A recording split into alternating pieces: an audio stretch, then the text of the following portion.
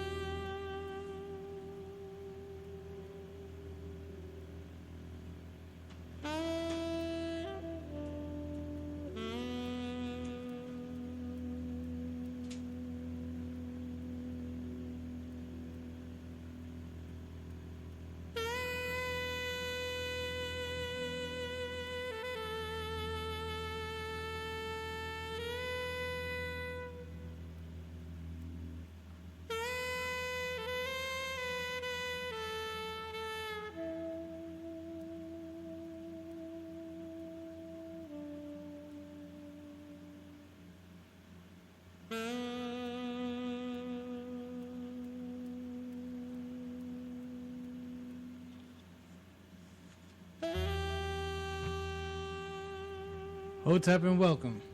We welcome you to the HC Live and Direct broadcast. And today we're connecting with you on yet another beautiful day. This day, July the 9th, 2013. The year 6254 after the founding of Kemet. We are hosts, your ministers of information and liberation.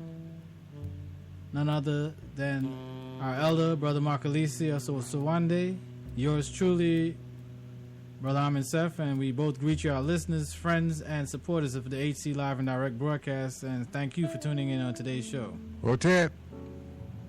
Now, in today's program, as we always do, we begin by sharing with you, even as we affirm ourselves within the Nguzo Saba, the 7 principles of Kwanzaa. And these principles and symbols of Kwanzaa are a cultural celebration and a way of life that's rooted in values and practices that are foundations for the greatest achievements and fulfillments and common grounds of African culture and community. We begin with the first principle, which is umoja, unity. That's to strive and maintain unity in the family, community, nation, and race. That second principle is kujichagulia. That's self-determination. That is to define ourselves, name ourselves, create and speak for ourselves, instead of being defined, named, created for, spoken for by others. Followed by ujima, collective work and responsibility. And that's to build and maintain our community together and make our sisters and brothers' problems our problems and then solve them together. Ujamaa is the next principle, cooperative economics, to build and maintain our own stores and shops and other businesses and to profit from them together. Followed by Nia, which is purpose. And that's to make our collective vocation, the building and developing of our community to restore our people to their traditional greatness. Kuumba is next. Kuumba is creativity. That is to do always, as much as we can, in any way that we can, to leave our communities more beautiful and beneficial than when we inherited it. Followed by Imani, which is faith, and that's to believe with all our hearts in our Creator, our people, our parents, teachers, and leaders, and in the righteousness and victory of our struggle. And in this, we definitely say Ashe. Ashe. Ashe. Let it be. Let it have power. Let's do it. It is so.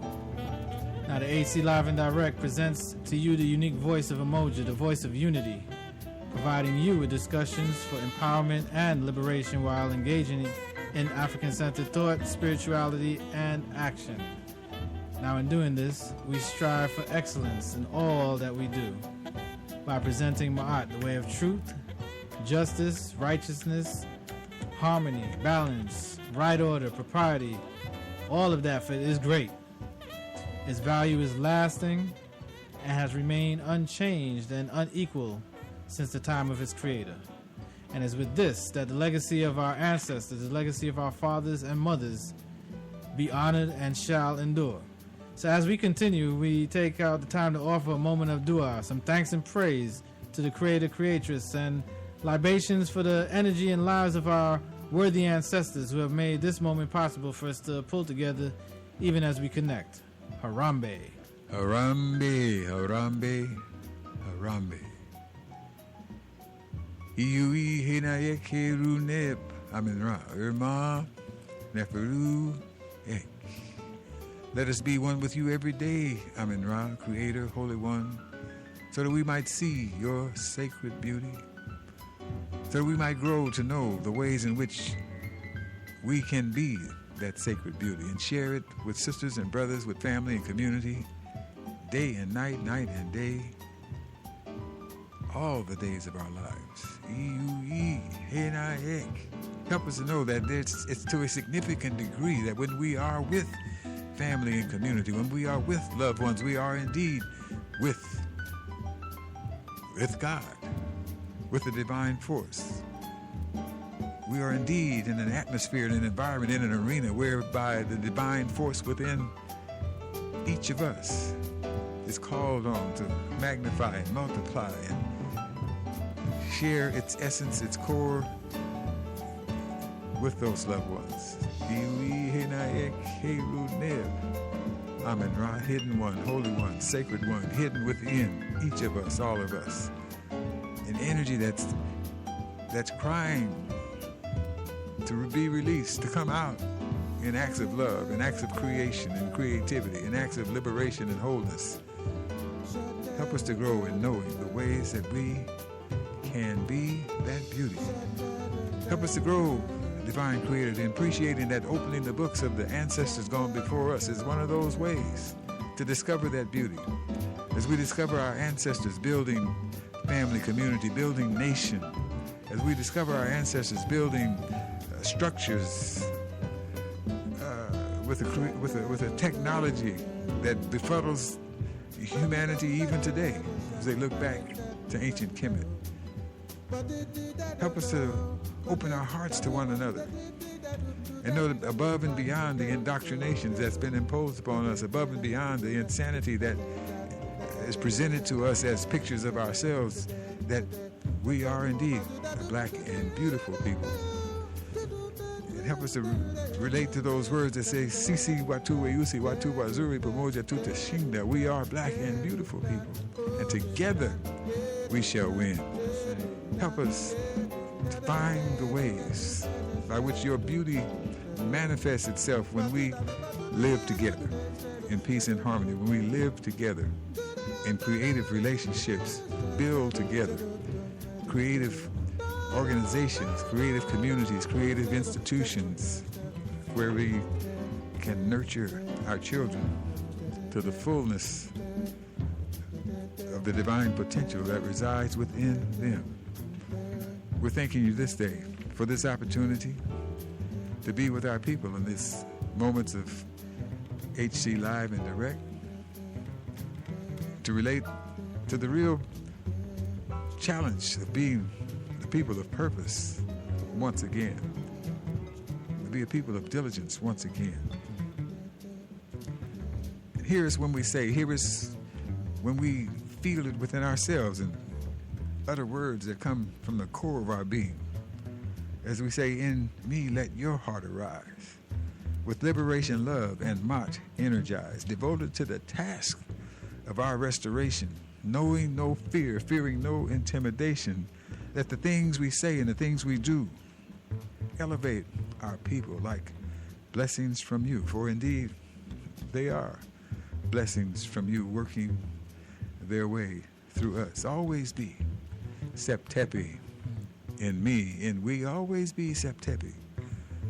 Always may that power, that energy that brought the universe into being be working in and through us, whereby we bring into being those steps, those measures that provide for the greatest good of the greatest numbers of our people. And if ultimately the whole human family benefits, help us to be all right with that. Always be Septepi within. Help us to hear a word of our brothers that says if we could just spend 5 minutes a week dealing with the agenda of our restoration, that divine things would happen. Always be Septepi in me and we as we come forward this day. May the words of our mouths and the meditations of our hearts be pleasing and acceptable in your sight, in the sight of the ancestors, uplifting and liberating to our sisters and brothers everywhere in the World African community. And we say, Ashe, Ashe. Ashe. I got the connection for your soul. I got the connection to the past. I got the connection to the history of the music that will last. I got the connection for your soul. I got the connection to the past. I got the connection to the history of the music that will last. The African spirit filled the body full of sound, holding the spirit that cried to be homebound, singing for freedom through message of codes. Weeping hearts carry heavy loads. I'm singing the blues from my heart. I'm singing the gospel with the shout. I'm singing the jazz music legacy for the people it's about. I'm singing the blues from my heart. I'm singing the gospel with the shout. I'm singing the jazz music legacy for the people. Sir Duke was king and the lady was crowned. Count ruled the swing. Jazz music was the sound. The Diz and Bird just had to be. Created bebop when their hearts ran free. Miles moved forward, trains loved tones. McCoy, Jimmy, and Elvin Jones infused their music with the golden rule. Do unto others have you have do unto you. We're giving it back. We're giving it back. We're giving it back, Jack. We're giving it back. Ashe. And tonight we too are here to give it back, give back that which we have received from our loved ones, from our ancestors, from our Creator, from our experiences. Give back to you, give back to each other that gift of life, that gift of love, the sharings of experience, the sharings of knowledge and wisdom that we can take forward with us everywhere that we go. Tonight is another very important night, another great opportunity that we have to be here once again with each other. And I do say once again, thank you for you, all of you who have tuning in live, and those of you who would be listening in by way of archive. It took time, and you're taking your time out of your day, your moment, your opportunity to just hear what we had to say, and we do say dua. Now, the AC Live and Direct, this show, this program, this episode that we bring to the airwaves is one of the avenues and extensions of communication for the Harambe Connection. We're here to present a format to address and correct broken values and concepts that have molded our thoughts and our visions away from African consciousness and self-determination. We are here to be the defenders against cultural genocide, and defending our culture comes the understanding of who we are through the knowledge of self, and this is done through the instructions of our indigenous knowledge and history, while transforming that into a concrete reality of planning, development, and the ability to ensure our human possibilities in this world and survival as a people. So the Harambe Connection is here to continue to provide you with crucial knowledge and information, but as we know, that's not enough by itself. There must be an empowerment for change, restoration, and healing. And that's why, most importantly, that's why there is you, and that's why there is the Harambe Connection. Ashe, Ashe. So on tonight's show, tonight's programming, broadcast, information, our exchange, is that of addressing a area of concern, addressing a thought, addressing a reality that we have to yet face in and with and for ourselves as far as purpose, understanding and looking at the value, the nature, the basis of purpose. Are we truly a people of purpose? Are we going to embrace the purpose that we have? Have we understood what purpose is in our lives? When we look at the situations around us, are we walking, are we living in our purpose? Are we unfolding the reality of what purpose is to be? And it's a question, not just a question, but it's a point of consideration, a point of change, a point of responsibility, accountability that we have to face when it comes to looking and knowing who we are and where we are in this time, in this day and age. So there's quite a bit that we want to share. There's a lot of other area of discussion. This topic, as we want to share, as we're looking to share on and addressing purpose, is going to be dealing with we'll be extending this as a series in some of our presentations. There's not a little bit of information that can be shared on this topic. There's a lot of information, but it's not just information we're looking to share here. It's the reality of making a connection, We could talk about information all we want, and we, just like any others, could get on a program and talk and share information. But we have to get beyond the point where it's just information that's being shared and not being able to provide an opportunity or a connecting point for us to really embrace the things that we need to embrace and form an agenda and initiate some of what we're talking about, purpose. So will we be a people of purpose and greatness again? Or will we continue to perish through the lack of vision, commitment, courage, and compassion? Somebody said, you said again. Again. Can we be a people of purpose and greatness again? Before we get into that, we want to remind people that we have some outlets that we encourage them to visit. Definitely. Our main website is HarambeConnection.org, where you can find information about the spiritual cultural foundation from which we work, that we endeavor to thrive, and in fact are thriving. Then at that same website, you can find some links, some connections to our newsletter, Visions and Victories, and also, in fact, to this program also. So we invite you to go there and get some of the information, the insights that we've endeavored to share, the insights that we're endeavoring to develop, because we're always open for information, inspiration, things that are being done that are positive and productive throughout the World African community that will lead us further along this path of restoring ourselves to our traditional greatness. Somewhere that has something to do with that again. So we encourage you to do that. And if you see something there that you want to respond to, respond. Write an article. Send us an information. Send us a comment. Critique us. Say we could say things better, do things better, do more. We're open for that kind of enlightenment, that kind of encouragement, that kind of growth. Email address? Email address is HarambeConnection@yahoo.com. Harambe, HARAMBEE.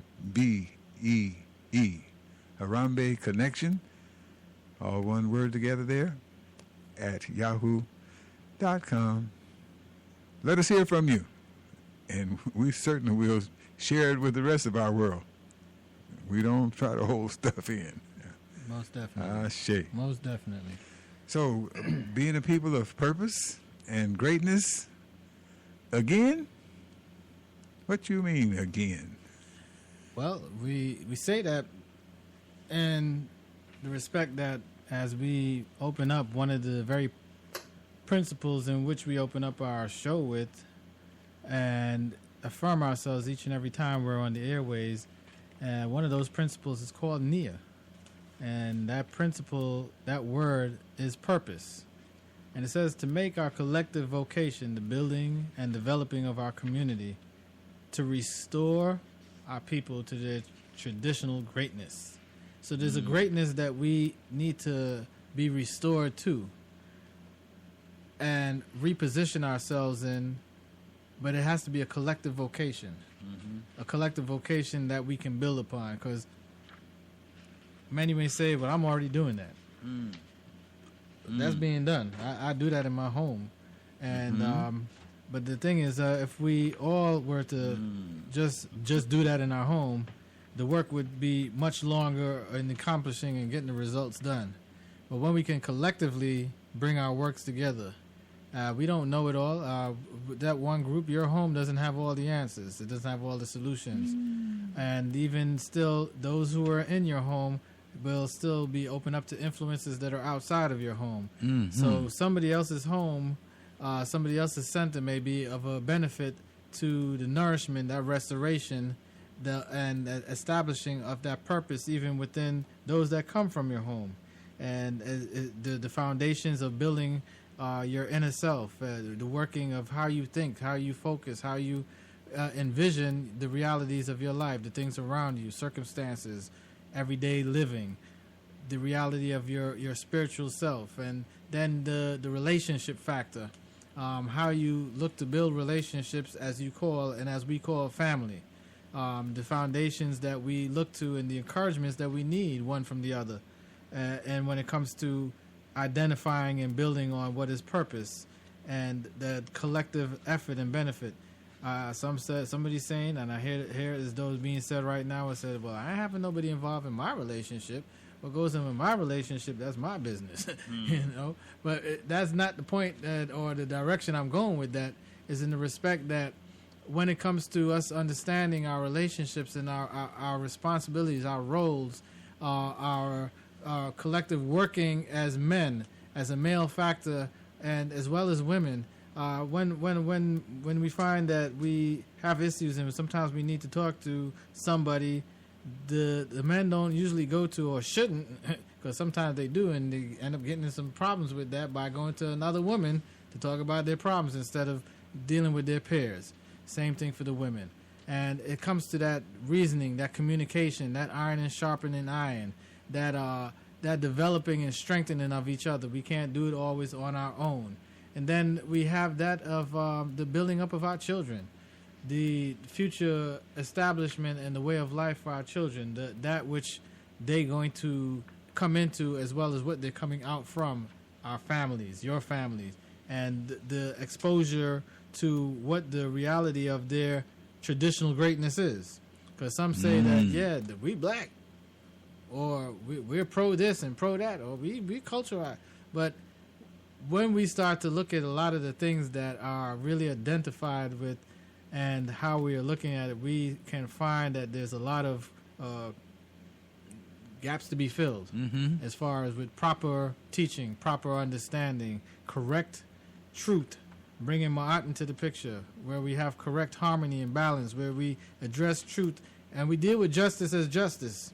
When we bring things into right order, and when we look to what propriety really is and for us within our lives, and start to embrace our cultural or indigenous knowledge, as we shared even in some of what we already talked about. So all this is bringing us into a position of identifying what that purpose is, and how and what we need to do collectively to continually build to establish purpose. Purpose is a thing that many of us take a lifetime to find or embrace in our lives, because it's like one of the challenging questions that you could ask a person. One being, when did you become a man, or when did you become a woman? Most of us would have multiple answers for that, or unique answers. Some are general basic answers. But then another question that was to be asked, what's your purpose in your life? Majority probably won't have an answer for that. Probably would have a struggle in giving the clear-cut, defined way to say, well, I'm one, and put one with that equals two. And I know what I'm supposed to do. But we go around the bush and trying to identify what is our life purpose. When did you become a man? When did you become a woman? And what set of circumstances, what set of challenges and requirements, fulfillments, who helped you develop them, whereby you could say, I have become a man, a woman, or you just know, I got my own criteria. You didn't just arrive. And that's too much of where we are now. There's too many people with too much of, I got my own criteria, and some of the things that we need to do as a people. I related back to something our brother Maulana Karenga said a long time ago when he was bringing forward in Guzo Saba that, we're in a system, in a society, culture, if you want to call it that tends to act on us en masse, and we respond individually. Reading something a little while ago from Amilcar Cabral that talked about this need for a reconversion of our minds, Africanization, a re-Africanization of our minds, and saying that that may take place before the struggle, but it is completed only during the course of the struggle through daily contact with the popular masses in the communion of sacrifice required by the struggle. So we need to do these things in concert with other people. This growth, this development of a vision, development of foundation, development of purpose, that needs to happen with others who are also endeavoring to be of one of that same mind, sharing aspirations and goals and values. And as you brought in the children, we think we got it all together in our home, in our household. Our children go out and interact every day with folks, other children, and the values that come through those children from their families. We don't know the condition of those families, what their aspirations are, what their morality is, and so it's important that we develop family to family, community to community, a network of folks who are involved in a communion. I mean, those words just resonating with me, a communion of sacrifice required by the struggle. And I guess maybe the biggest sacrifice might appear to be, and might in fact be, in this society of individualism, is giving up some of that individualism, putting that individualism in a different context, having a different perspective about it. Yeah, you have some qualities to bring through your individual skills and consciousness and commitment, but how do they serve the greater good for the greatest of our numbers, the greatest of our children, and generations yet to come? The communion of sacrifice required by the struggle. Yes. Purpose. Let's just take a brief look at purpose. And as I said, this discussion on tonight and this topic, we're taking our time with it to just kind of outline as much as we can. Because, again, this is a topic that we will be looking to spend a little time on and discussing and really providing an outline, a more detailed outline and agenda. But in doing so, doing that with the contribution of a variety of viewpoints, African-centered viewpoints as it relates to purpose and one's vocation. And when we first look at purpose is generally, plainly, specifically a plan, an intent, a determination. It is connected to knowing, fulfillment of self and completion. Not just believing it, but knowing fulfillment of self and completion. Purpose also connects to a sense of spirituality, the very thing one has been created to do or is destined to do. Purpose is meaning of life, function and response to things in life, the order of life. As for some of us, we know it as Ma'at, the force that communicates to man the divine principles of interdependence, as you were just talking about, coming out of that place of being individualist or this individualism, but now entering into interdependence and connectivity to God, the Creator, and each other. Even as we are created in that image and likeness. We don't like to say that a lot of times, or would even want to agree with that, but a lot of times we are connected to an image and likeness of negativity and a lot of distractiveness, and we need to go beyond that. Purpose becomes one's defense mechanism against deceit, oppression, and adversities. Now, if we were to just take just that little bit of information there and start to look into this thought of what is purpose, and then try to answer that question as what is your purpose? It gives us an opportunity to take it from more than one perspective, more than one degree and angle. And that's why we felt a need. And it's not just a selfish need. When we present information here, we just don't selfishly say, well, this is what I want to talk about today, and, get into it. And I have to honestly say we have a staff that shares and provides, and we listen to and communicate with, that gives us that inspiration and that direction in which to speak. A lot of times we may come with loads of paperwork, information, and books that you don't see behind the microphone, but we don't touch none of it. And then there's times that we it's just the opposite. And it's based on, as I said, the staff that we are connected to, which is our ancestors, the staff of our ancestors, and the direction and that guidance of the nature. Because once we stop and look to a source and develop and find a source in which to communicate with, to, and through and from, then yes, it comes a communion, a common union, a communication, and communication, common union, and community is never just based on an individual or just one-sidedness. And even with that, that's how we are able to now come back and say we have something to give back. Just like the introductory song, we're giving it back. Mm-hmm. And I don't say those things loosely when I say we're giving it back, just what has been given to us. That we're giving back that life. We have received life. We want to give back life. We want to be able to share that unk with each other and provide that indwelling so that we could keep on moving in a forward and proper direction. So living and talking about purpose, living a life of passion and significance requires, again, knowing, not just believing in it, but knowing what is your definite purpose, what your definite purpose in life is. And defining and living your life purpose gives you an overwhelming sense of fulfillment and meaning to your existence because it provides a way for you to use your values and passions and direct you towards meaningful objective. Your life purpose is the essence of who you are as a person, as an individual. You first have to be able to make that connection for yourself before you could even be part of a collective.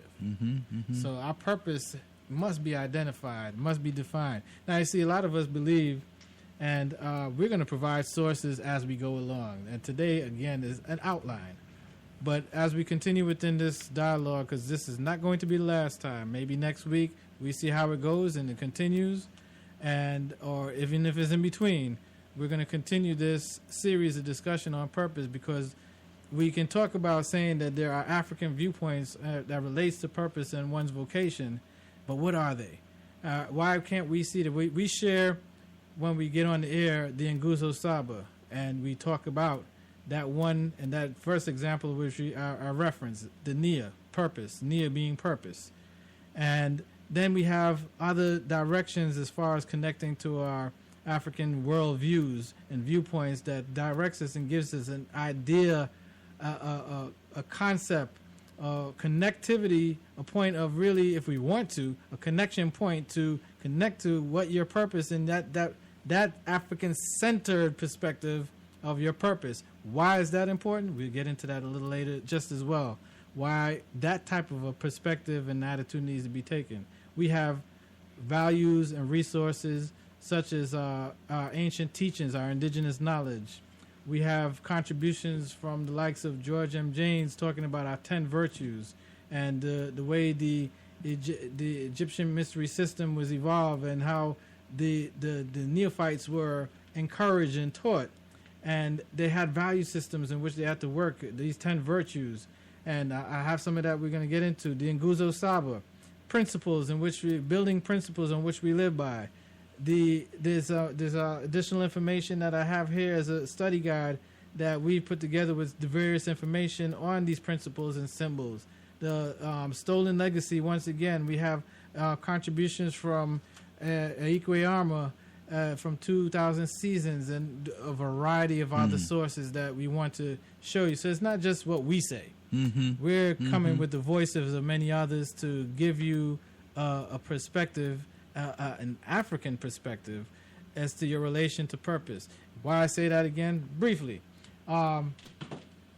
We have believed for so long that, in one aspect, when we talk about our initiation rites, one of our African initiation rites, that before we even came into existence, we were established and had a pact with what is purpose. Before a child is born and brought into this world, it has already been given as divine function in which to fulfill. And it's for us as the parents, the teachers, the leaders, that we're supposed to be able to nurture that. But once we don't nurture it even within ourselves, we bypass the very fact that there was purpose that was birthed. Our children, and it puts me into perspective to say our children are not born by mistake or with mistake. They are not mistakes. They may not be planned. We don't plan to say every child we have was a planned event, but they are born with a purpose. Each one has been given a purpose in life. before they come into that physical realm. And once we begin to start to see that and understand that for what it is, we take a different approach in the rearing of our children, and look to the voice, that soft-spoken voice of our children, even before they're born. You'll hear those words come up later on with some of this information we have to share, as well as knowing how do I develop that. Had a conversation just this week, and the conversation was, we have all this knowledge, but now how do I take this knowledge and make it relative to my children, so that they can take this knowledge, this information out the books, off the pages of information, and make it a reality.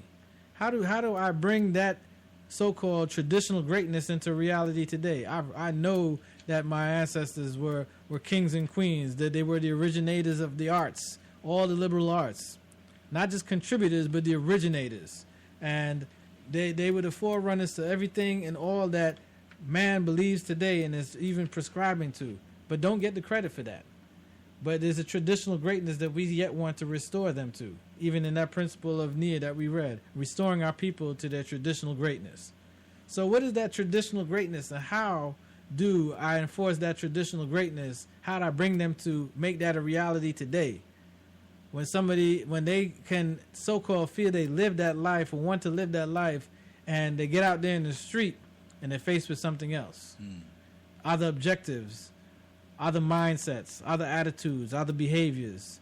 And this is from a streetwise or a street level perspective, not even talking about the institutional side. The institutions that we nurture, develop, and build ourselves up, educate ourselves, inform ourselves, become connected to. The level of what is being shared within there, does that really connect with our African views and who we are and that purpose? Does that nurture that purpose of our lives, even in our youth? So there's a lot that we want to bring out. This is all just introductory talk here, to really get you to kind of take a mental or visual shift in the pictures, to start to look at this as a concept that is bigger than what we've probably been looking at it in so many ways, and how we've been dealing with it. It's now time to deal with how do we make these things happen and not just talk about it.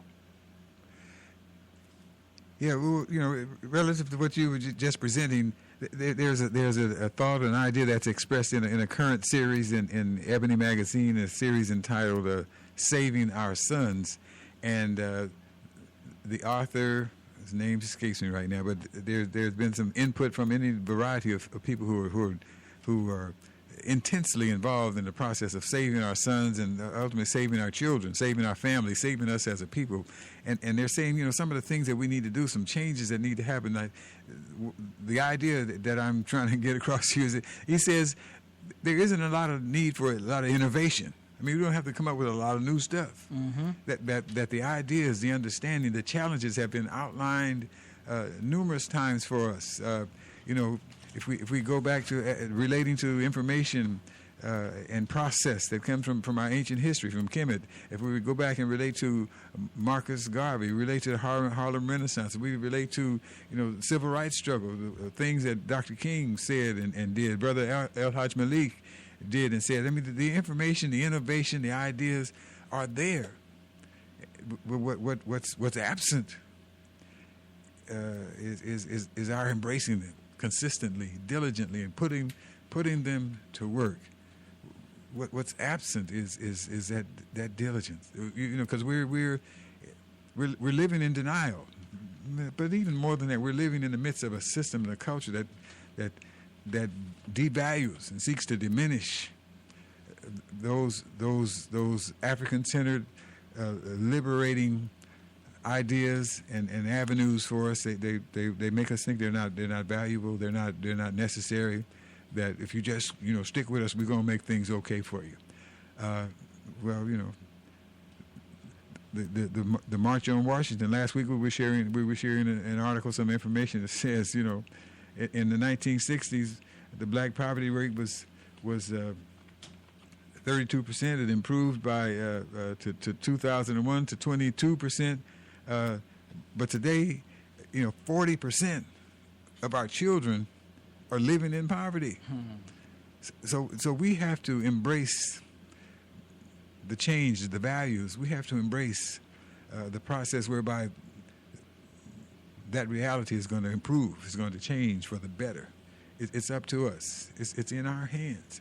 An idea coming from a book entitled Crisis in the Village by Brother Robert M. Franklin, formerly president at Morehouse College. He says, he outlines a number of things that we ought to be about, challenging the church to do certain kinds of things, challenging the black, so-called historically black colleges to do certain things and not just become just another so-called educational institution, but more so challenging families to do things. And he says, if we just spent 5 minutes a week giving some serious consideration to what ought to be our agendas of purpose, individually, family, community, as a people, 5 minutes a week. And for some of us, that seems like, what? That's not even a drop in the bucket. But for too many of our people, it could be an ocean, because we don't spend 5 purposeful minutes a week, 5 purposeful minutes a day, while we're watching 8 hours of television, indoctrinating us with further acceptance of the realities of our perishing. And so, like we say, there's not a lot of innovation we need to do unless it's opening some books and reading, opening our hearts and minds and changing. And we need to spend some time. Take back some of those 8 hours a day. Can you make it 5, just enough to get 5 minutes a week? Like Brother Franklin says, I would say encourage 5 minutes a day. And if we really work on those things and start getting this information, this inspiration into us, and developing the ways to share it with our children, celebrate it with our children, with our cousins and uncles and elders on our block and all over town and wherever we live across the country. When I call you, brother, when I call you, mom, it's going to be, 5 minutes at least. We're going to be talking about our purpose as a people in this country, in this world, as parents to our children, as elders to other folks' children, as peers to one another. What's our purpose? What business are we about? This business of restoring ourselves to our traditional greatness? Or are we happy with the path of perishing? We're going to take a brief break and entertain this discussion a little further, but I want you to just listen to this track called Breathe In. Some of the things that we are being told even in this little song piece here, that there's things that we have to breathe in, as well as we're breathing in to establish our purpose, identity, understanding of self. There's some things we got to breathe out. And I just wanted you to check this out by Precise Science.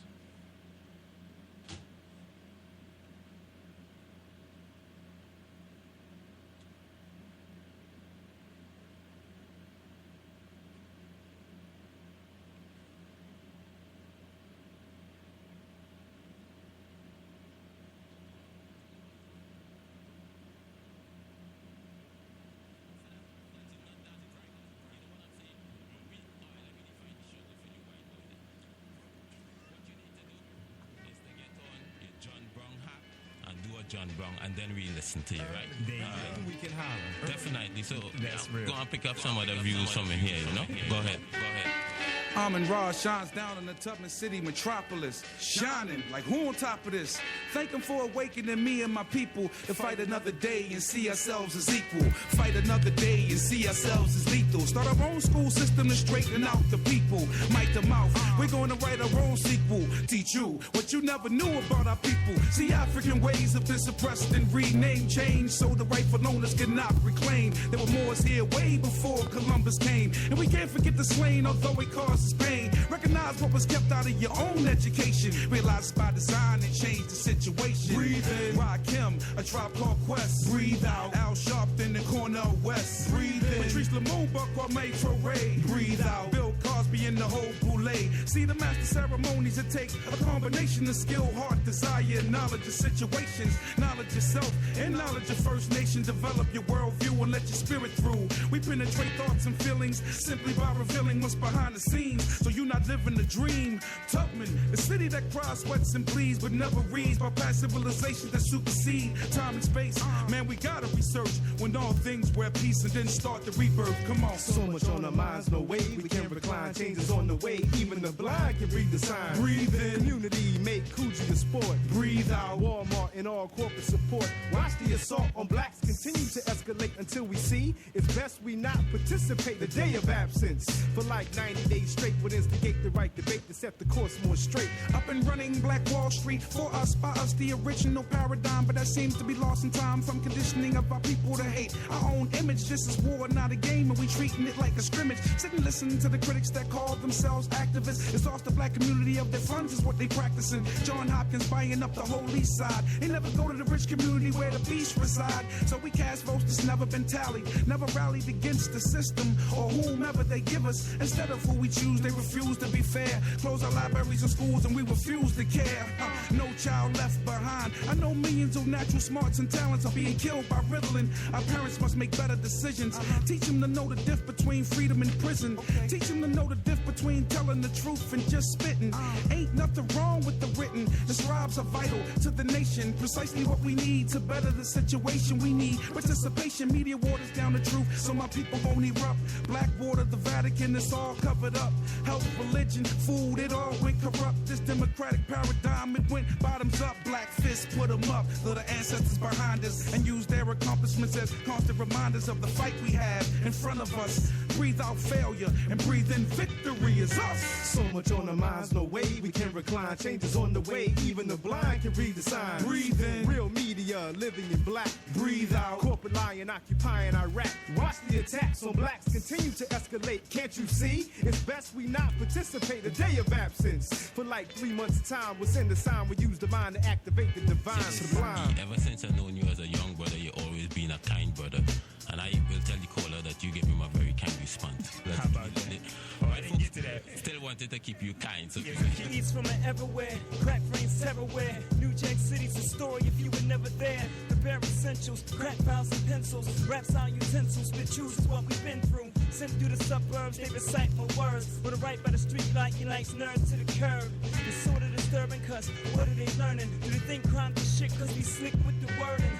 This is the burden, hurt masses with this passion. The street lyricism and realism is what attracts them. Get to come to curse, take the verse and reenact them. Separated from these souls when it goes to reattaching with this black supremacy. Clap your hands for me. I wanna be the poetry like a Chuck D. To Jacob Barrett to this era of MCs. Bring this mic scene some black supremacy. Peace, family. This is Sister Trinia, co-president of the Baltimore Hip Hop Conquerors Community Chapter. And when I first heard Precise Science's Everybody's Not Gonna Make It, I felt inspired, enthralled by my own abilities to think about what I believe, who I am, what I've seen, and what I could be. These brothers have given me the responsibility to look within myself and figure out who I am, in the larger course of this world. Who are you in the larger course of this world? Looking again and seeking to identify the nature of purpose. Why is this so important? Where and how and why how is this going to make a difference? How is this going to bring us and establish me, myself, my life, my family, my people, so-called people, to a traditional greatness? How do we take these images, these voices, these realities, or what we hear out of the pages of books and make it a reality, bring it to truth, bring truth to life? You know, as you're playing that cut from Precise Science, from the hip hop or the rap, we're confused about which is which sometimes. Some of us are. But one of the issues that any number of writers are pointing out as we talk about what our needs are as a people, that there's this influence that comes through rap, through the some people call hip hop is that positive force, that positive energy, that positive message, trying to take us in the right direction, understand our reality, and see what the better can be. And rap we call crap. Just folks that learn how to make a little rhyme or two, and they're taking us down in the depths of degradation. And so we need to be about helping our young people, and not so young. Some parents are as bad as the rap artists that they're singing that degradation, and the children pick it up, and it's like, hey, there's no inspiration for excellence. There's no inspiration to purpose embodied in so much of that so-called music. And so we need to be about what are the things that are influencing our children? What are the things that are influencing and creating the environment in which we are required to live? And can our sense of purpose survive and be nurtured by what we see and hear? And so we need to be developing that network of folks that truly understand all the influences around us and put them in their proper perspective, eliminate to a large degree of their presence and their influence in our lives, and open us up for the path towards excellence, to the path towards truth and beauty and goodness, this path of purpose that we must be on, because folks that have their hands on the levers of power in this world, they got a purpose. And their purpose doesn't include us, except to the extent that we make it impossible for them to exclude us, or impossible for them to dump the negativity, the waste product of their process on us. And so we've got to have a path of purpose that we define, name, create, and speak for ourselves, for our children, for our future, for our posterity. Breathe in truth, beauty, and goodness. Breathe out foolishness, stupidity, and ignorance. Breathe in commitment, courage, dedication. Breathe out exploitation and openness to any and everything that someone from the outside can come up with for their gratification. That's right. Well, we started talking about a variety of things and thoughts based around purpose, and how do we look to restore ourselves to our traditional greatness. I want to go back to one or two things before I move forward, so we don't lose track of where we're at and what we're talking about, and the focus of our discussion. Purpose: to make our collective vocation the building and developing of our community, to restore our people to their traditional greatness. Nia, purpose is informed through the Sankofa vision and inspiration that we are called to know and share in our hearts and souls as we pull together, as we harambe, for the greatest good and well-being of our families and communities throughout the world. Purpose. That collective vocation, the building and developing and the restoration of our people to traditional greatness. All right. We looked at a couple of concepts of what purpose is. One being a plan and intent, determination, and it's connected to the knowing and the fulfillment of self and completion. And then another one, skipping three of them, going to another one. Purpose becomes one's defense mechanism against deceit, oppression, and adversities. Well, what are some of these things that we need to establish, that we must be intent about and work on? One of those areas of that understanding we want to bring out here, reading from Ikwe Armour's 2000 Seasons, and there's quite a few areas in here that I want to share, because it struck me in reading it, and I've read it many times, but then coming back to it, even in light of this discussion here, it just kind of paves the way as it even helps us to connect to some of these other areas about purpose. Now, how have we come to be mere mirrors of annihilation? Question asked, how have we come to be mere mirrors of annihilation? For whom do we aspire to reflect our people's death Is that what we look to do? To aspire the death of our people, of our traditional greatness, of our culture, of who we are? Is that our aspirations? Is that our fulfillment? Is that our purpose? For whose entertainment shall we sing our agony? In what hopes that the destroyers aspiring to extinguish us will suffer conciliatory remorse at the sight of their own fantastic success? The last imbecile to dream such dreams is dead, killed by the saviors of his dreams. Such idiot hopes come from the territory far beyond rebirth. Those utterly dead never again to wake. Those utterly dead never again to wake. Such is their muttering. Leave them in their graves. Whatever waken or whatever weakened form they wear, the stench of death pours ceaseless from their mouths. From every opening of their possessed carcass comes death's excremental pus. Their soul itself is dead and long since purified. Now, would you have your intercourse with these creatures from the graveyard? Wait a minute. Purified? I think it's putrefied. Putrefied. Ah, shit. Please. Come on, brother. Their soul itself is dead and long since putrefied. Yes, indeed.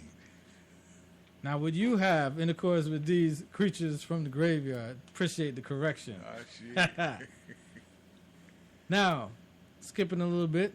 No, this sight, this hearing, this our uttering, these are not for dumb recording and senseless or of the senseless present, unless the vocation we too have fallen into wanting is merely to be a part of the cadaverous stampede, hurrying on the rush to destruction.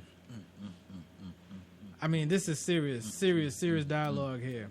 The linking of those gone, ourselves here, those coming, our continuation, our flowing, not along any meretricious channel, but along our living way, the way it is that remembrance that calls us. It's that remembrance that calls us, that Sankofa vision that calls us. The eyes of seers should range far into purposes. The ears of hearers shall listen far towards origins. The utterer's voice should make knowledge of the way, of heard sounds and visions seen, and the voice of the utterers shall make this knowledge inevitable and impossible to lose. A people losing sight of origins are dead. A people deaf to purposes are lost. So here in simple dialogue, but direct and without, how you got to say, without holding back, really puts a perspective on how we are looking at what we call purpose, you know, and where that purpose takes us, or where the lack of purpose takes us, if we do not look to embrace. Go ahead. Yeah. Well, again, if we would look at our circumstances as a people, I mean, what's happening here and now, right now, is we're subjected to the mass media. Mass media seeks to portray African people, black people, African Americans as clowns, as buffoons, as criminals, and that's our inspiration. That's what we subject ourselves to, according to the surveys. 8 hours a day watching television. Our children are raised on that stuff. In spite of the American Pediatric Association telling us that no child under the age of 2 should be allowed to watch television, period, because it destroys, interferes negatively with the development of their brain, of their physical brain, not to mention the content.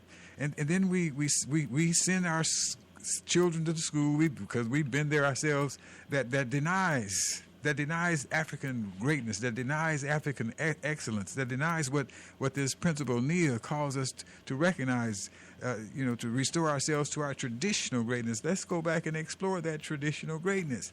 And in that traditional greatness, and perhaps every spiritual tradition of our people, is all about us understanding that the spirit, that the reality, that the essence of the Creator lives within us. And we need to be about the business of helping our children understand that, not only by our words, but by our deeds and our actions that are reflected, because we understand it. That the essence of the Creator lives within us, that the nearest thing to God that you're going to see on this earth is each other. And we need to carry ourselves, develop ourselves, and interact with one another in that light, with that vision, with the purpose that flows from that. And so if we're forever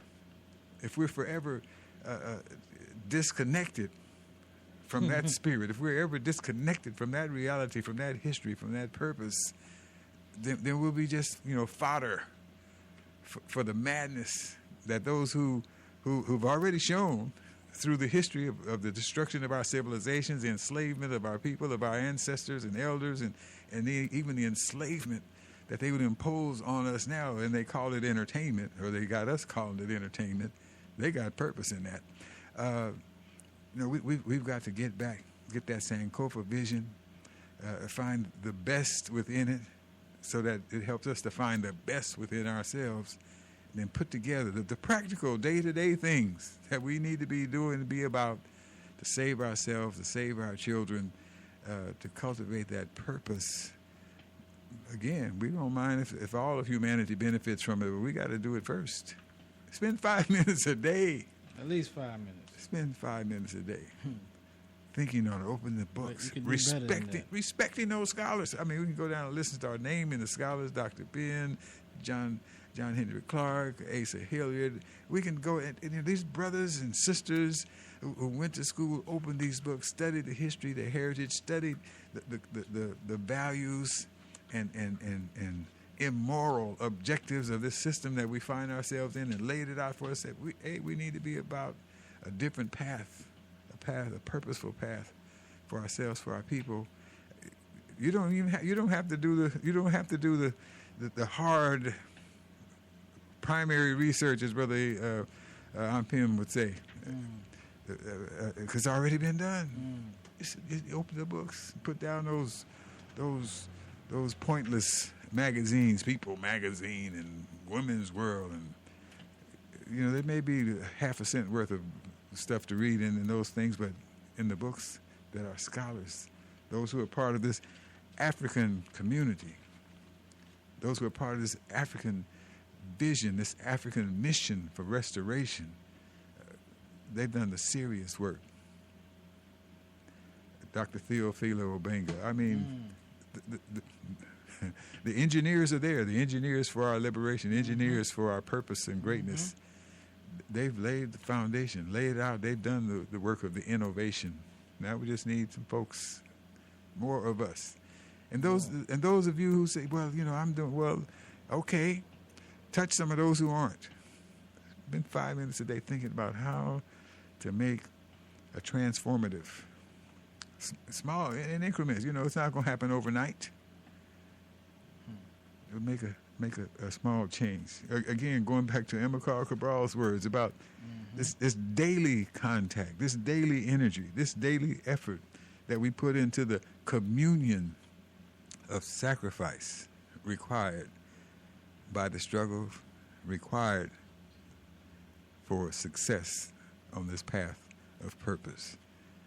We got to be about it. There's no two ways about it. We got to do it. The schools won't do it. Haven't done it. Will not do it. Just a few weeks ago in Chicago, they had this. I read a bit more about it. They sent out an invitation, and folks came, again, for black students who graduated, black boys graduating. They came not only from all around Chicago and various areas in Illinois, they came from states. They're hungry for recognition, hungry for some inspiration. They came, I want to be part of this recognition of black students graduating, of black boys graduating. I want to be a part of that. So here I come. I'm trying to find it. Okay. They talk about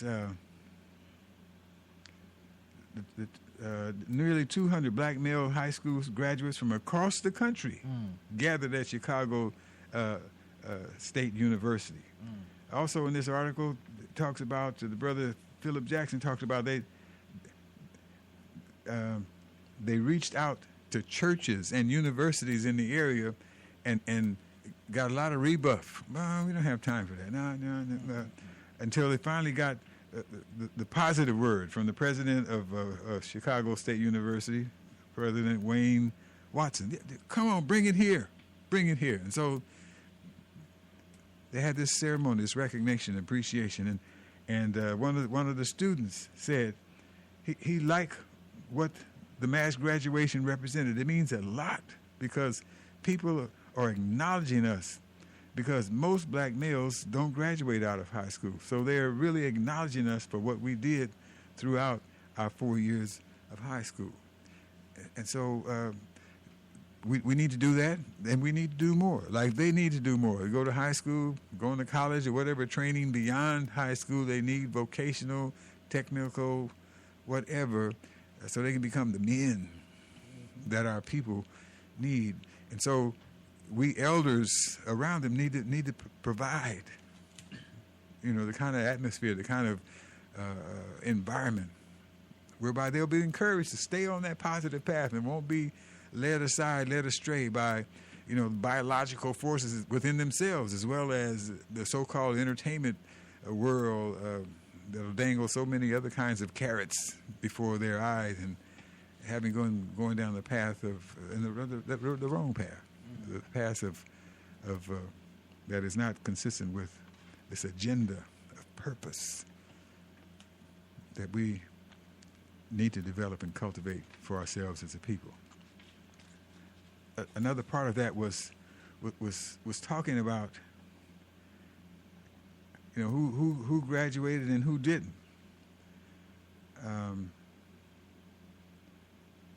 Where is that? Ooh, my goodness.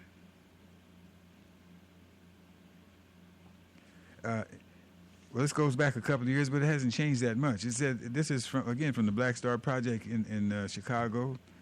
This is written by the president of that organization, Philip Jackson. He talks about in Rochester, New York, 9%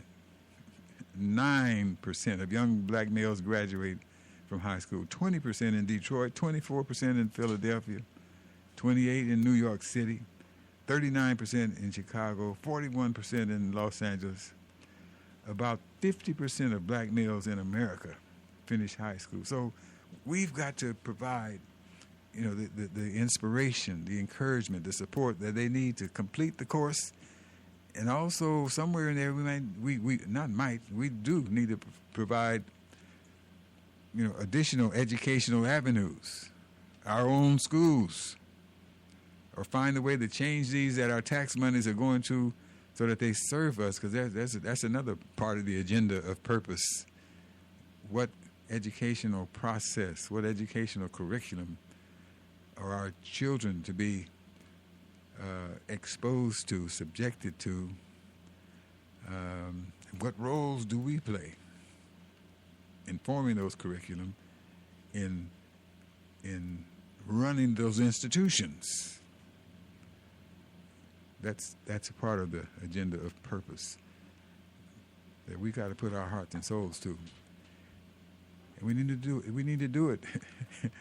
I'm growing in my disagreement with Brother Franklin about 5 minutes a week.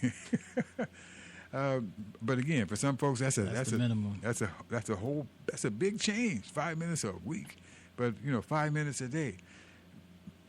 We need to grow to get it down to 5 minutes an hour, or that it's somehow, some way a part of our thinking, living, breathing process 24/7 and 365. That we breathe in always the liberation, the uplift, the wholeness of our people. We breathe out individualism, fragmentation, apathy, and distrust. We breathe in. Well, once again, that purpose provides that all-encompassing context for this intellectual as well as visionary diligence. It's a diligence. What you're talking about when you reference to 5 minutes, sure, 5 minutes a week is definitely not enough time. But it should be a commitment. And purpose helps us to connect to that, and keeps us in that path of that commitment. It establishes that for us and a way in which we should be able to build. And it comes through the fullest study of our history and the fullness in studying of our history. And it shows that our ancestors, yes, were premier and preeminent creators and innovators in every area of human achievement to the benefit of well-being and enlightenment of our families, our communities, nation, and the whole human family. But where and why have we fallen short of that? Why have we fell short of that and not continue to fulfill that type of traditional greatness? Where have our faults arisen? And it's not just because only of negligence, but some of the attacks that have come against us, some of the ways that have been established to bring about your downfall, and some of the ways that many have accepted wholeheartedly and openly without making a change in that reality or trying to have a sense of determination of self to move forward.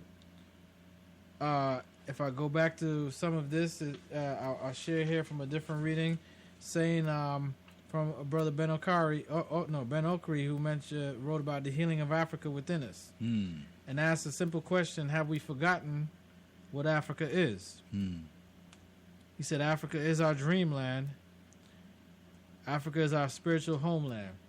There's a realm inside every human being that is Africa. We all have an Africa within us. And so when the Africa outside is sick with troubles, the Africa inside us makes us ill with neurosis. The sheer quantity of neurosis and anorexia of inexplicable psychic illness in the world is possibly indirectly due to the illness, the troubles in Africa. We have to heal the Africa in us if we are going to be whole again. We have to heal the Africa outside us if the human race is going to be at peace again in a new dynamic way. It goes into and sounds in a concept in a way of some of what George M. James was talking about, stolen legacy, when he spoke of a new African approach to restoration. And we'll get into that, but not now. I want to go back to some of this reading where it was talking about and establishing a way and really bringing us to that point of understanding where and some of the things that have caused and allowed us to be off track of that purpose, and that becoming able to have a defense mechanism and what we need to have a defense mechanism against the deceits, the oppression, and the adversities. Purpose becomes that for us. But if we don't understand the things that we need to defend against, then there is no need for purpose in that respect. We're not a people of yesterday. Do they ask how many single seasons we have flowed from our beginnings till now? Well, the air around us is poisoned with truncated tales of our origins. Even though we have to know more about the Africa and heal Africa in us, our history everywhere around us, the air is poisoned with the tales of our origins. This is only part of the wreckage of our people. What has been cast abroad is not a thousandth of our history, even if its quality were truth. The people called our people are not the 100th of our people, but the haze of this fouled world exists to wipe out knowledge of our way, the way. The mists are here to keep us lost, and the destroyers easy prey. We're not a people of yesterday. Now, I want to just jump right over to another section and a point that talks about what our vocation is to become. Creation calls the utterer to reach again the larger circle. That communication must be the beginning of destruction's destruction. The preparation for creation's work, and that, not an incestuous, unproductive, and parasitic gathering, is our vocation. That is our purpose. We will not betray this remembrance that all unconnected things are victims, tools of death. once we are unconnected, once we are separated, once we work in an unconnected state of mind and being in reality, we are functioning in a position and in a disease of death. Now, that disease of death can be seen in a couple of ways. The disease of death is an unconnected sight, recognized an unconnected sight and fractured visions. Only seeing the present and separating the present from the past and the past from the future, or the present from the future. We dwell in a disease of death, a state of dis-ease and death. Once we have unconnected sight and fractured visions, we hold fast to the poison truths and the poison messages of who we are, who you are, the reality of your people, your history, your culture, your way of life, your origins, and have an unconnected sight and fractured visions of that, then you remain in a state of dis-ease and death. That is not part of your vocation. Your purpose must be the beginning of the destruction of destruction's destruction. Your purpose must be the beginning of destruction's destruction.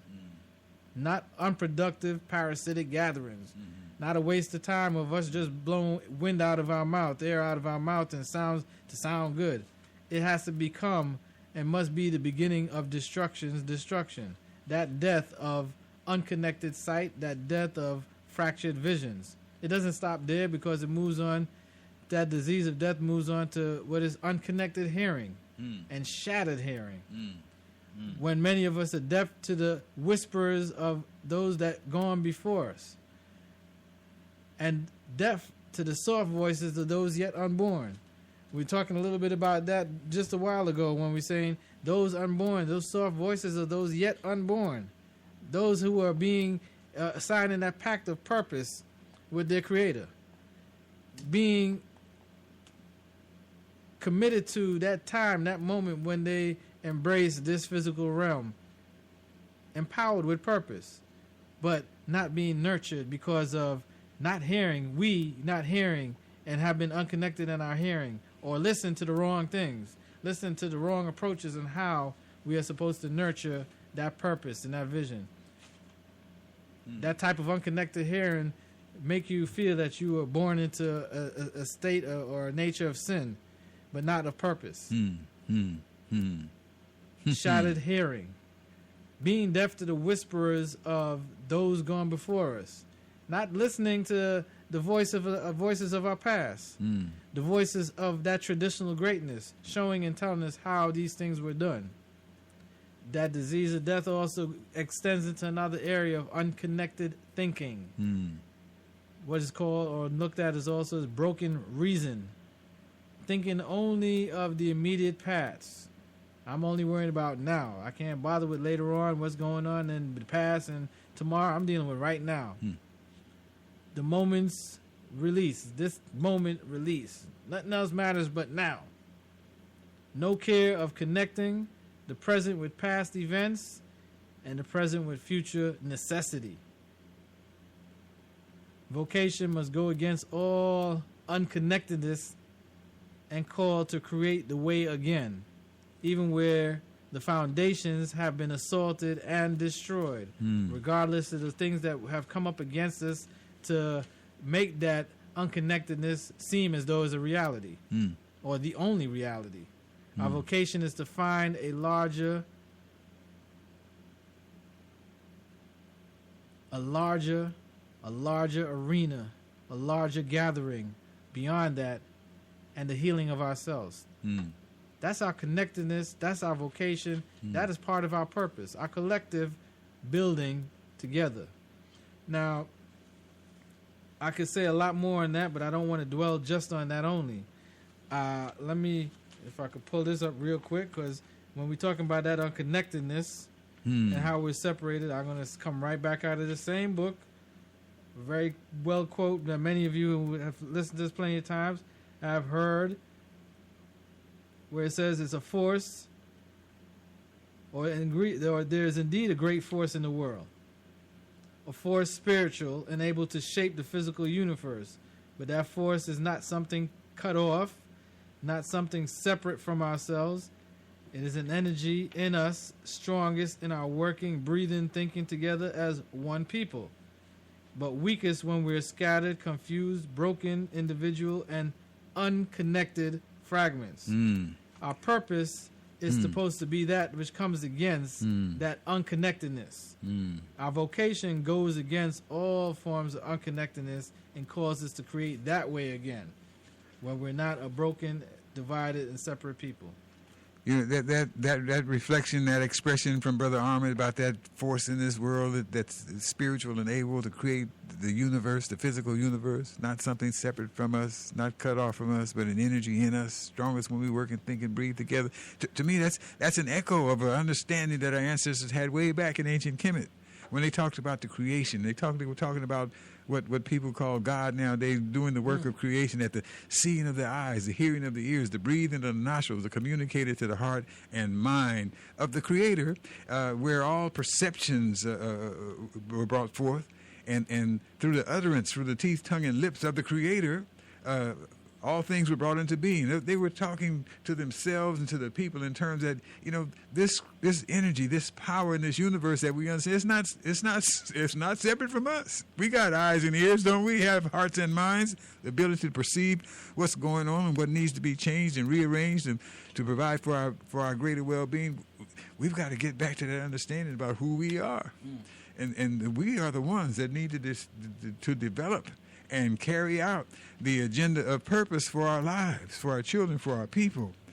I just want to cite, you know, one place where I, in my view, that's happening to the degree that it can happen. I mean, there's more that needs to be done. You know, when our scholars talk to us about when an African child is born, that every detail of his or her life needs to be laid out, and we need to be about the business of seeing to it that every opportunity embodied in that vision for the child's life is made available, is presented to them. That means there has to be a community, a network of folks that understand and embrace those principles, that understand and embrace that purpose, so right now we're at a place where we need to have that reconversion of our minds, that transformation of our mindset, so that we can have the kind of community that can develop the kind of processes by which that can happen for the children. But in Chicago, they have this Urban Prep Academy. I know some of you have heard of it. It's been around now, I think, for about 4 years. And at the Urban Prep Academy, it's an all-black boys' school, a charter school, I guess, if you will. It's funded, financed to some degree from the Chicago public schools system and district, but there are other funds that folks have been able to tap into to fund the school. And now the students that come there, I mean, they're out of the hood. They're out of the community. And we know what Chicago is like. It's in the paper every week. I mean, it's in the paper this past weekend. How many people killed in Chicago over this so-called Independence Day? So it's that kind of community, pulling boys out of that kind of madness and chaos. And so when they come to Urban Prep Academy, high school, the report is that from day one, they're assigned a counselor that's helping them understand, well, what are you doing in school? What's your purpose here? Where do you think you're going with it? Okay, well, let's help you lay out the program that you need to follow to get where you want to go, where you need to go, where your family, your community, your people needs you to go. And the report is, to this point, and there are 4 years they've been in existence more than 4 years because they've had 4 graduating classes. So in the 4 graduating classes, every student, and I think in the last couple of years they've got 2 campuses now that they've grown from the one campus. Every graduating student has been accepted to a 4-year college. And their record thus far is about somewhere near 90%. 90% of those who enrolled in college have stayed in college. And so, but that just doesn't happen by accident. It happens through diligence. It happens through having a program, having a mission, having a purpose, and helping the boys. Well, the boys are helped just by seeing so many brothers, so many men, and I'm sure there's some women working there too, but we see the story that they tell focuses on the men. The men are there, and the boys can see, these African-American boys can see some African-American men running the institution where they're getting their education, helping them to make the decisions. The Urban Prep Academy meets every day. We're talking about this 5 minutes. 5 minutes a week, 5 minutes a day, a 5-minute consciousness reality that lives in every minute of your life.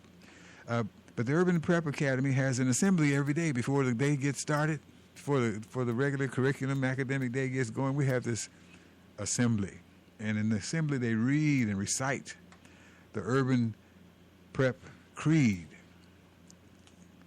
Because they know, like we ought to know, that in the midst of this madness that's all around us, that's seeking to destroy us, to exploit and profit off of our misery, we've got to have purpose. We've got to stay focused. The Urban Prep Creed. We believe. We are the young men of Urban Prep. We are college bound. We are exceptional, not because we say it, but because we work hard at it. We will not falter in the face of any obstacle placed before us. We are dedicated, committed, and focused. We never succumb to mediocrity, uncertainty, or fear. We never fail because we never give up. We make no excuses. We choose to live honestly, non-violently, and honorably. We respect ourselves, and in doing so, respect all people. We have a future for which we are accountable. We have a responsibility to our families, community, and world. We are our brother's keepers. We believe in ourselves. We believe in each other. We believe in Urban Prep. We believe. So we gather every morning before we go to our classes. We gather to say this creed, to let its energy vibrate in our hearts and our souls through the seeing of our eyes and the hearing of our ears and the breathing of our nostrils. Breathe in. Urban Prep positivity. Breathe out. Whoo, madness out there in the hood. Breathe in. We are excellent because we work on it, not just because we say it. Breathe in 5 minutes, 5 seconds, 1/5 of every nanosecond of your life. Breathe it in, breathe it out. Get that purpose, that sense of being who you are. You know, the ancient Kemites said in their list of virtues, I must control my thoughts. We're coming right to that. All right, let me not walk all over your toes. Go ahead. No, that's all right. But again, it's all a part of that, realizing that the divine essence, the divine energy of all creation lives in you. And if it's through the process of thought and action and devotion to the purpose of bringing the universe into being, and that same energy essence is entrusted unto us, we've got to rise up from this madness. We got to rise up and overthrow it. Go ahead, brother. No, well, you're right on target with that, because as you're talking about those youth there and their dedication to a creed and a practice, something that infiltrates their mind and keeps their mind focused in the direction of what they should be doing. And I went right to just what you started to reference, because some of the practice that we had in times past and in our history before history, as we can say, our neophytes, our initiates were taught in a certain manner. They had 10 commandments in which they followed, and we call them 10 virtues. And it was control of thoughts, control of actions, and the one that you said, having a devotion of purpose. Have faith in the ability of the master to teach them the truth, and have faith even in themselves to assimilate the truth. Have faith in themselves to wield the truth, to be free from resentment under the experience of persecution, to be free from resentment under the experiences of wrong, cultivate the ability to distinguish between right and wrong, and then cultivate the ability to distinguish between the real and the unreal. If we hold fast to these very foundations, go back to these foundations, and just that simple one, that third commandment, talking about have a devotion to purpose. Each one of these commands, each one of these virtues hold a very significant part, an evident part for us to be able to turn situations around and point ourselves in a positive direction, in a strong direction, in a way that, as we talked about, as we open up that opening ourselves to our traditional greatness, the unlimitedness, and that connectivity that moves us beyond just being solely dependent or independent. Because a lot of times we are just independent and we choose to live, we feel more comfortable being in it. I don't have to rely on, but we have to move beyond being just independent and become interconnected with each other to move forward and to be able to build great futures. Our children can't do this alone. They need their elders. They need their teachers. They need their instructors. And even when they get that, they become teachers and instructors of their families. And this is why this is a plan that must be put into effect. Purpose becomes your defense mechanism. Purpose becomes that call to identity. That it becomes that connectedness and binds us together. Now, this is just generalizing or generally talking about purpose. We could identify purpose, and we will as we continue with this discussion in later days, as we talk about how do you identify your individual purpose? How do you look to fulfill that? How do I connect with that purpose that you said that I had purpose before I was even born? There was a call, not even to say a call in my life, but there was something that established that I've walked so far away from. How do I get back to that? How do I teach that to my children? How do I let them see that they have a purpose in their life? How do we bring these things into establishment? And these are the directions in which we want to go.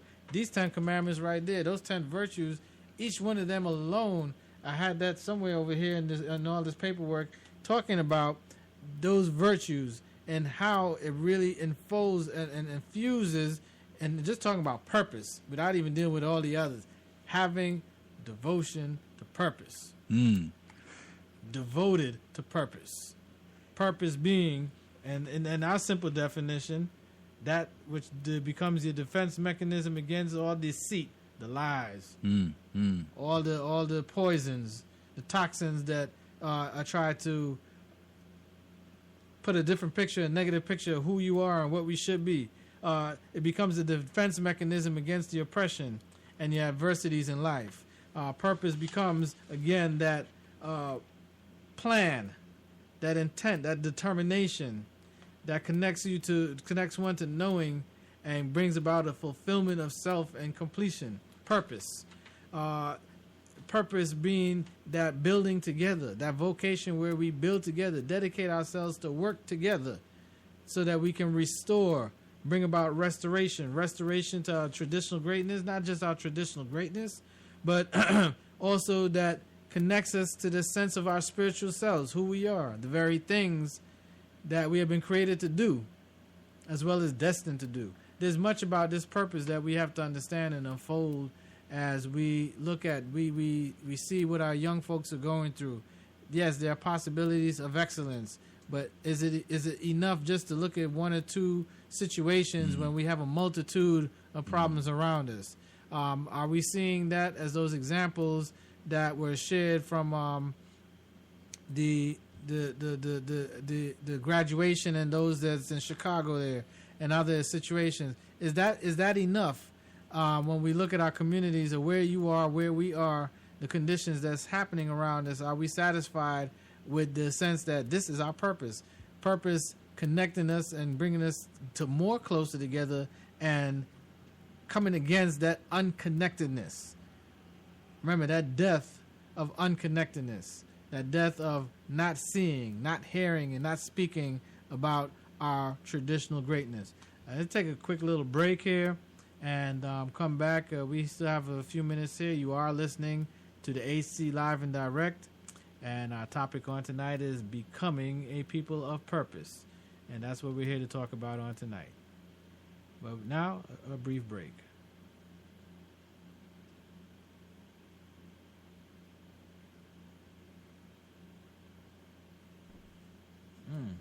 Again, seems like a little interruption here, and I'm not going to let that get in the way.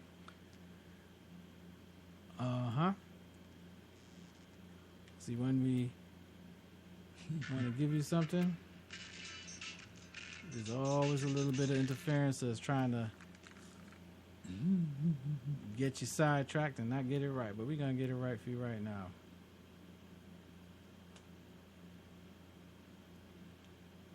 right, here we go.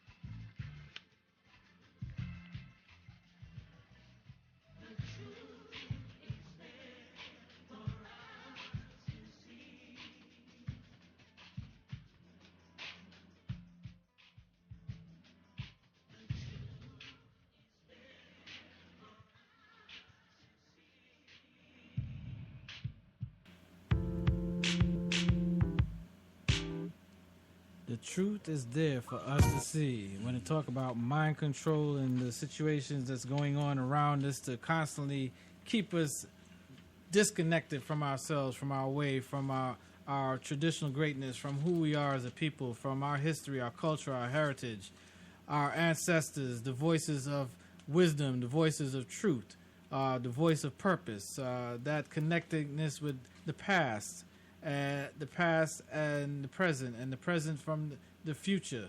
The truth is there for us to see, to keep us connected with our sight, not being broken in our vision, not being shattered in our hearing, not being broken in our reason, only dealing with how we can get it off right now, that moment's release. What can I do to satisfy me for the moment?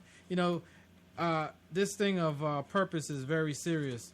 But when it comes to connecting yourself with purpose, we get caught up a lot of times, and we end up getting engaged in things that is, even though purpose in itself should become a defense mechanism, a lot of times we put up defense mechanisms against purpose, against that which can benefit us in life and really help us to turn things around for ourselves, our homes, our family. We put up with excuses. We run with denial, resentment. We put up blockades and images to say that I'm not ready for this. I can't deal with that. I don't want to accept that. I don't care how much truth is in that. The less I hear, the less I got to be accountable for. We put up what we call social defense mechanisms and ways that we can shut ourselves off. We choose displacement. We find all these different avenues to say that I'm not going to connect with that. I can't connect with that. Or I can't separate from where I'm at or my understanding just like that. How in the world am I going to drop all that I believe to accept what you're telling me now, that this is the truth? How do I know that's the truth? I don't have that time to look this up and research this to find that out. That's why a lot of us just believe, because we don't take the time out to look things up and to know it for ourselves. But we have what our defense mechanisms, and one of those things that comes about is that thing of resentment. One of those commandments, those virtues, aside from saying I must have control of my thoughts and my actions, or I must have a devotion to purpose, it said to one of them referred to and spoke about resentment itself. It says I must be free from resentment. And once we can, for us to even engage in any or even all of those things, these areas, they interconnect with each other. They're not separate from each other. So for me to have control of my thought and my actions, and to even embrace purpose, let me just show you those three real quickly before Brother Makalisi talks a little bit about that resentment, just the same, because it's a serious part and consideration that we have to address and realize. But when it talks about I must control my thoughts, we're dealing with our mind, the mental aspect of our lives, of who we are. When we're talking about I must control my actions, we're dealing with the physical aspect of our lives, the things that we act out on, the things that the way we respond. And then when it says I must have a devotion to purpose, we're dealing with our soul, the soul part of our being. And these things connect us. These virtues, these commandments are connecting us with our holistic self, keeping us connected to who we are, the makeup of our bodies, the makeup of our the reality of us as individuals, and then that being a microcosm of our family and then the community. If we are separated and disconnected and unconnected within mind, body, and soul, if I can't control my actions or my thoughts, how am I going to control my actions? We talk about and use statistics about our young men where they're targeted. Our young African boys are targeted, saying they just got too much energy, and I don't know how to control this and put this in, But it's not for so much only for outsiders, others to have to know how to control them. They must be put in a position to know how to control their actions, their bodily response to the things that they're doing and what they're around. A lot of times, those who are with them, working with them, do not understand their thoughts. So that's why it's hard to get through to them, so that they can control their actions. And then with that, when we can't get them connected and sit them down and get them across to study that which is in front of them, apply themselves, we say they don't have a devotion to purpose. So we see these things are not and should not be separated from each other. But again, there's an underlying situation that also talks about being free from resentment, being free from persecution, the experience of persecution, and being free from the experience of being wrong. You put in a position at times where, my goodness, just being black alone, the negativity that's put about that, the wrongness that's being put about that, but being able to be free from that. but resentment. One of the first areas of change and transformation and moving past that, one of those defense mechanisms of anger. I had shared some of this with a very close person to me, and I shared this information to him one day, and he got mad. just sharing information about the way, our way, a better way in approaching self, understanding of self, way of life, African centeredness. What's all of this? Why now? After I went through all of this, the anger started building up. It wasn't denial. It wasn't just I can't accept this. It was anger, and we find a lot of people just they're bound up by a lot of anger, and this brings up resentment. And because of this, a lot of times we cannot receive and experience and embrace that which we should when it comes to trying to even understand ourselves and the purpose in our life. I see. You know, a lot of this is coming from Dr. George G.M. James's presentation of Stolen Legacy. And, you know, this is our legacy. This is our history, our heritage, what our ancestors discovered for their own well-being, for the greatest good of the greatest number. And in so many ways, the larger human family, so-called civilization, has benefited from those, and so we need to benefit from them. And yes, indeed, the resentment issue, as Brother Armistef was sharing, how he had friends getting angry with him. You know, that's been my experience along the way of teaching and sharing with these virtues. And we come to this virtue about being free from resentment under the experience of persecution. Being free from a resentment under the experience of wrongdoing.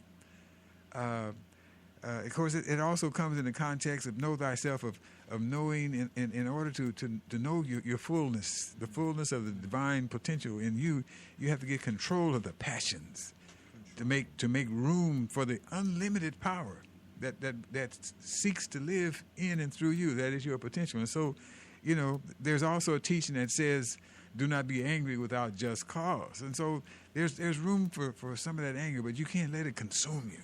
You can't let it just take over your whole being and blind you to the power that's able to put all of that in proper perspective, to put all of that in its proper place and allow you to move ahead with purpose. And so we have to take that in, soak it in. You know, free from resentment that consumes you, that just blocks your vision of purpose, that blocks the ability of the unlimited power to live in and through you, because you're just so consumed with anger for circumstances, for situations, persecution. I mean, that's what somebody sit down and planned and plotted for your detriment. We had to find a way to put that into perspective. So, even under the circumstances that we'll find. Sometimes we let that negative energy, that anger, that desire for revenge to get so strong, we can't even, under wrongdoing, I'm understanding that as like, you know, with folks close to you. They make a mistake, or it may be bigger than a mistake, that they intentionally do you some wrong. But we're just so convinced that it's okay for me to be angry, to be full of fire and madness, and to get even. Well, we find a way to put that into proper perspective, to neutralize it, to stop it from happening anymore, but finding a way for that unlimited power to live and blossom in and through you. And if there's some revenge to be realized on the other party, let your success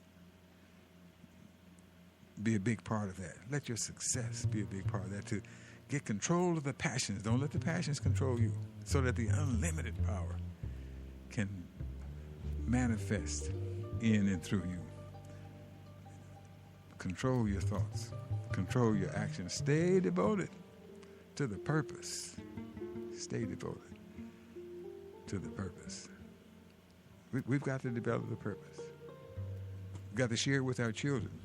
We've got to be the adults the adults that they need around them that can help them. We're the mirrors. You talked about mirrors. What do we need to be the mirrors that they look into and can see purpose, can see control, creative, purposeful control of thought and action. We need to be the mirrors in which they can see themselves. I can grow like that father, like that mother presented before me, embracing me, loving me day and night, speaking truth to me. This is not like what I hear my partners out on the street talking, but this loving mother, loving father, grandpa, grandma, big sister, big brother, they keep laying it on me. You got to rise up and accomplish what you will according to that divine energy, endeavoring to have full life in you, through you. You got to have a sense of purpose. So the question still remains, can we, will we be a people of purpose and greatness again? Now we could look a little bit more and have a better understanding of that again. Can we be a people of purpose again? Will we be a people of purpose again? Or will we continue to perish through lack of vision, commitment, courage, and compassion?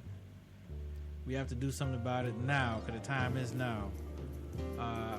We can't keep making up excuses. We can't keep holding on to resentment and building bigger defense mechanisms to allow our purpose to flow, to embrace our vocation of restoring our people to their traditional greatness.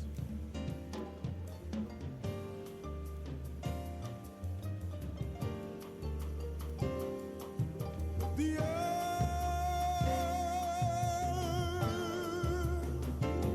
will still turn together.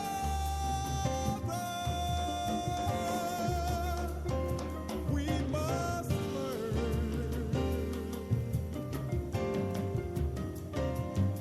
World problems to solve. You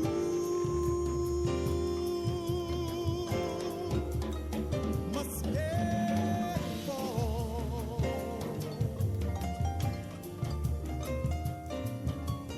I am not free until we all are free. You are not free until we all are free. We are not free until we all are free.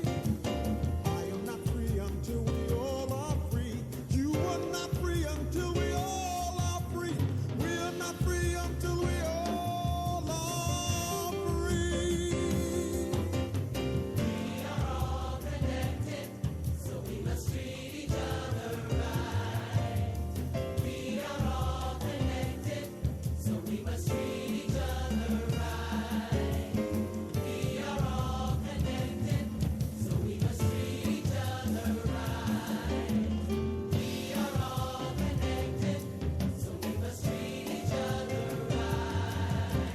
One by one,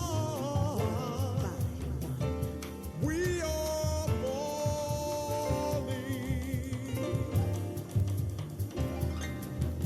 Your duty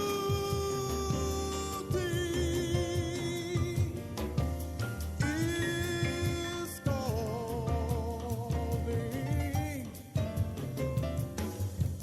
This fight done for beyond. The struggle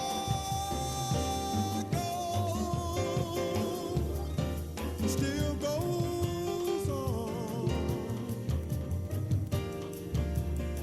You see, I am not free until we all are free.